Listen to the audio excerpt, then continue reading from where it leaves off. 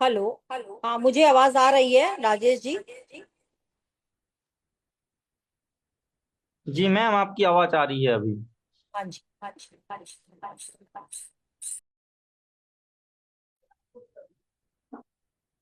जी। जैसा कि मिश्रा गुरु जी का यह आदेश है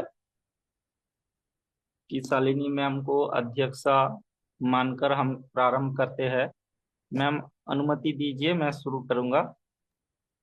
एक हाँ, अब सही है टेक्निकली। जो ग्लिच थी वो ठीक हो गई है। कौन है जी अभी साथ में?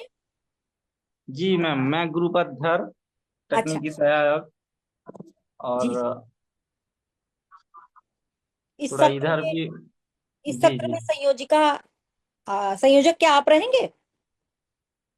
जी जी मैम, अच्छा, ठीक मैं है, ही स्टार्ट संचालन करिए। करूंगा। जी जी जी, आप स्टार्ट करिए जी। जी जी जी मैम। ठीक नमस्कार, शुभ संध्या सभी विद्वानों को। आज हम विश्व पर्यावरण दिवस के उपलक्ष्य में आयोजित इस एक दिवसीय अंतर्राष्ट्रीय जो सेमिनार आयोजन हुआ है, जो वैश्विक संस्कृत मंच उत्तर प्रदेश प्रांत एवं महिला विद्यालय डिग्री कॉलेज अमीनाबाद एवं अखिल भारतीय संस्कृत परिषद के द्वारा आयोजन किया गया है।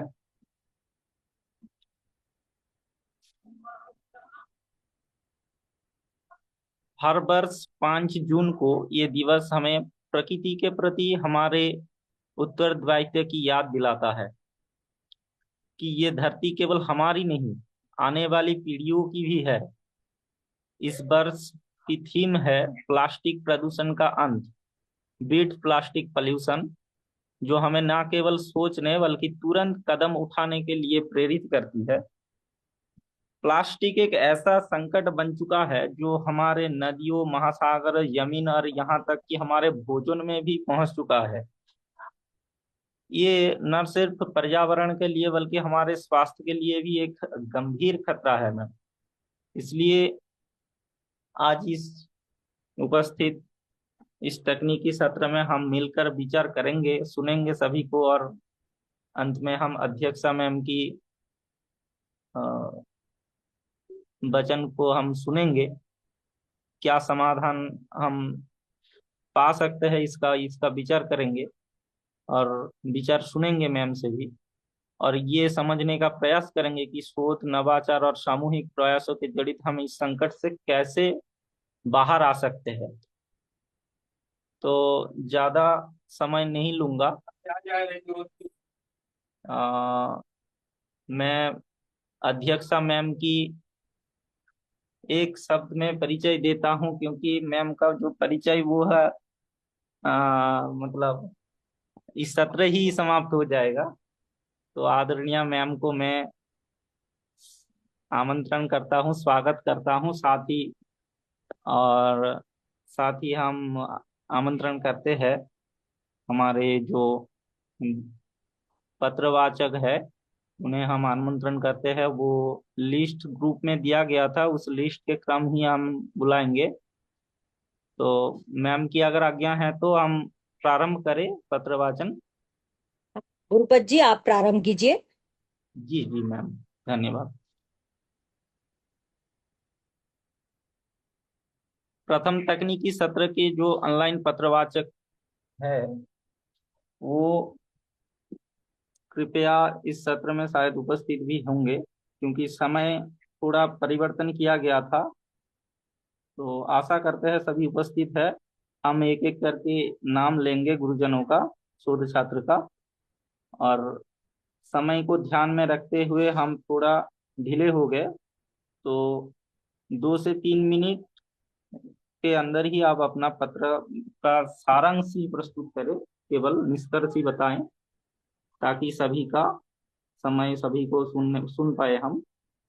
तो पहले है डॉक्टर शीतला शैलाजा मैम, केशव स्मारक जूनियर कॉलेज से। सर्वजीत राउत, सर्वजीत रावत, सर, धन्यवाद यूनिवर्सिटी सर। आवाज आ लखनऊ। रही है मेरी? जी जी सर्वेभ्यो नमो नमः। जी। समय का ध्यान जरूर जरूर दें। कितना मिनट का समय लगेगा सर 2 से 3 सर? मिनट के समय कितना? अंदर ही आप प्रस्तुत करें, केवल निष्कर्ष ही, मूल जो निष्कर्ष आप बताएं। जी। सर्वेभ्यो नमो नमः। पुनरेहि वाचस्पते देवेन मनसा स वसोस्पते नीरमय मय्ये वास्तु मय सुतम। ओम कृष्णाय वासुदेवाय हरे परमात्मने प्रणतः क्लेशनाशाय गोविंदाय नमो नमः। हमारा जो शोध पत्र का विषय है अभिज्ञान शाकुंतलम एक पर्यावरणीय अध्ययन। तो मैं महाकवि कालिदास प्रणीत अभिज्ञान शाकुंतलम को केंद्र बिंदु में रखकर संस्कृत साहित्य में पर्यावरण चिंतन के उप विषय अभिज्ञान शाकुंतलम एक पर्यावरण अध्ययन के रूप में वर्णित करता हूँ। है ठीक इस प्रकार हम सबको यह प्रयास करना चाहिए कि पर्यावरण संरक्षण हेतु जितना भी हो सके हम उसके लिए कार्य करें। अपने ही नहीं पूरे संपूर्ण विश्व के लिए कल्याण के लिए प्रार्थना करें और वही करें। समय अल्प होने के वास्ते मैं अपनी वाणी को विराम देता हूँ। जयतु संस्कृतम जयतु भारतम। धन्यवाद सर्वजीत जी। आपने बहुत ही सुंदर ही वाचन किया पत्र का। अनंतरम डॉक्टर हार्दिक कुमार दिनेश चंद्र मेहता जी। डॉक्टर हार्दिक कुमार दिनेश चंद्र मेहता, उपस्थित है आप? उपस्थित हूँ उपस्थित हूँ। जी जी सर, आप प्रारंभ करें। मेरा समय को आई एम ध्यान कमिंग फ्रॉम रखिएगा। Gujarat. I am in AMAD College, head of the department in Transwad AMAD College, affiliated Hemchandracharya North Gujarat University. I am in education college professor. My subject is environment. What is environment? Since everything is part of environment,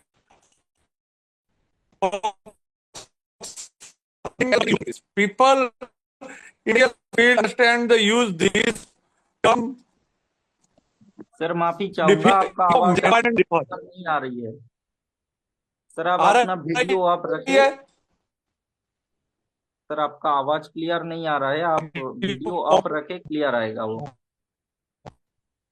आवाज आ रही है sir? जी जी जी बिल्कुल सुनाई दे रहा है। वाचन करें जी। The environment is made up by living and non-living things. It interested the organism and the influence them. The living element that the organization interact with the called biotic compounds. The non-living elements know the abiotic compounds include air, water, sunlight, and soil. An example of an interaction between non-living and living things is how planets absorb minerals from the soil, make to food using sunlight. Another example is predation, where one organization eat another. Some people call themselves environmentalists because they believe it's protecting the natural environment. Natural resource, for example, renewable resource because they rely naturally. On the other hand, non-renewable resource.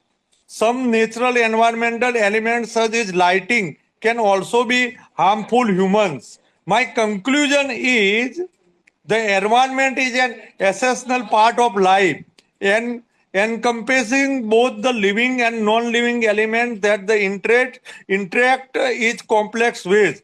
It influences the growth and survival of the organization, including human. Understanding that interaction help use appreciates the balance of natural and the importance of preserving it. Recognize the significance of ecological system and natural resource, encourage use as adopt a sustainable practice. Whether it is reducing pollution, conserving energy or protection wildlife, every effort the count is maintaining the harmony of nature. The environment is not just a part of our lives, it is the foundation of the extinction and preserving is it should be said responsibility. Thank you. Thank thank you you, sir. sir. जी sir, thank you. आपने पर्यावरण के ऊपर बहुत ही सुंदर व्याख्यान दिए। Thank you, sir.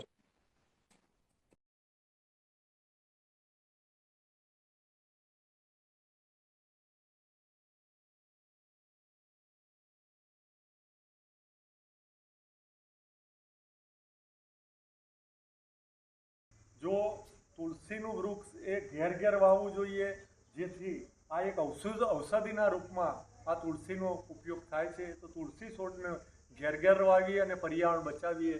અને એવું જ એક બીજું વૃક્ષ છે આસોપાલવ। આ પણ એક વિષ્ણુ ભગવાનનું આસોપાલવ વૃક્ષ, જેમાંથી ઓક્સિજન મળે છે। આ વૃક્ષનું પણ વધારેમાં વધારે વાવેતર થાય અને આ વૃક્ષ જો વાવશો તો તમારા ઘરની અંદર ઓક્સિજનનું પ્રમાણ અને દેશની અંદર હવાની અંદર ઓક્સિજન વધારે રહેશે। તો વૃક્ષો વાવો, દેશ બચાવો અને ધાર્મિકતાને વૃક્ષો સાથે જોડો, એવું હું આહવાન કરું છું। લીમડો, આમ લીમડો કડવો છે, પરંતુ તે મીઠા ગુણો આપણને આપે છે। એક તો એ સરસ મજાની છાંયડો આપે છે અને ડાયાબિટીસના રોગમાં બહુ અક્ષીર છે। તો આ લીમડાનું જેટલું જતન થશે, જેટલું વાવેતર થશે, એટલું મનુષ્ય જીવનની અંદર નિરોગી રહેશો। લીમડાનો મોર પીવાથી નિરોગી અને તંદુરસ્તા દરેક વ્યક્તિને વધશે, એવી મારી ખેવના છે। તો લીમડો વાવો અને વૃક્ષ બચાવો। નમસ્કાર। જો મિત્રો, ખેતરનું ધોવાણ થઈ ગયેલું છે, આ જમીનની અંદર વૃક્ષો વાવવાની જે જમીન છે ત્યાં એક પણ વૃક્ષો ઉગ્યા નથી। તો આ પર્યાવરણ બચાવો, વૃક્ષો વાવો અને જમીન બચાવો।